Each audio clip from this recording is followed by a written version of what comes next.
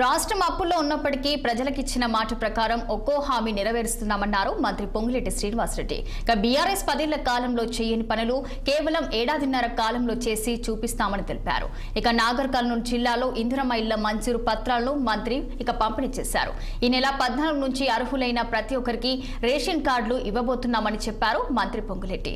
గత ప్రభుత్వం ఉప ఎన్నికలు వచ్చిన చోట మాత్రమే రేషన్ కార్డులు ఇచ్చారని విమర్శించారు. రాజకీయాలకు అతీతంగా కాంగ్రెస్ ప్రభుత్వం పథకాలు అందిస్తున్నట్లు చెప్పిన మంత్రి పొంగులేటి రాబోయే కాలంలో ఏ ఎన్నికలు వచ్చినా ప్రజలు తమ దీవెనలు అందించాలని కోరారు. పేదవాడికే ఇందిరమ్మ ఇల్లు ఇవ్వాలన్నదే మన ప్రభుత్వం యొక్క ఆలోచన. మొదటి విడత ఇప్పుడు ఇచ్చాం, ఇంకా 3 విడతలు ఇస్తాం. ఈ 3 విడతల్లో ప్రతి గ్రామంలో అర్హులైన ప్రతి పేదవాడికి మీ దీవెనలతో ఉన్న ఇందిరమ్మ ప్రభుత్వం తప్పకుండా ఇందిరమ్మ ఇళ్లు ఇస్తుందని ఈ వేదిక ద్వారా ఇళ్లు వచ్చిన వాళ్ళకి చెప్తున్నాను.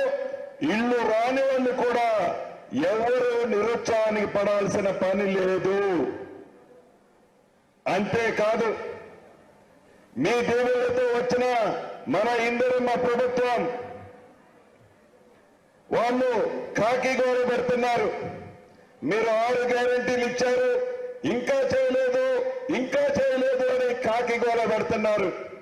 అయ్యా, మీరు 10 సంవత్సరాల్లో చేయలేని అనేక అద్భుతమైన కార్యక్రమాలు 10 నెలల్లో మీది ప్రజల దీవెనలతో వచ్చిన ఈ ఇందిరమ్మ ప్రభుత్వం చేసింది.